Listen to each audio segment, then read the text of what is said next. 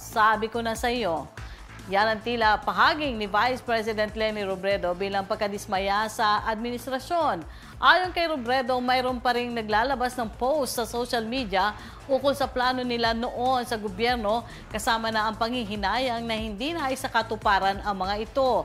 Gayunpaman, sinabi ng dating Vice Presidente na huwag nang magsisihan dahil hindi doon natatapos ang tungkulin bilang Pinoy at pwede pa rin mahalal ang mga kalyado at dati niyang nakasama sa nagdaang eleksyon.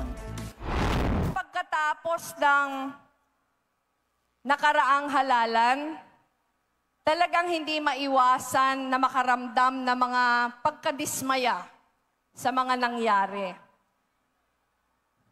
Napapansin nga natin, tuwing may sasabog na issue sa ating bayan, parang hindi maiwasan ng iba magsabi, sabi ko na sa'yo.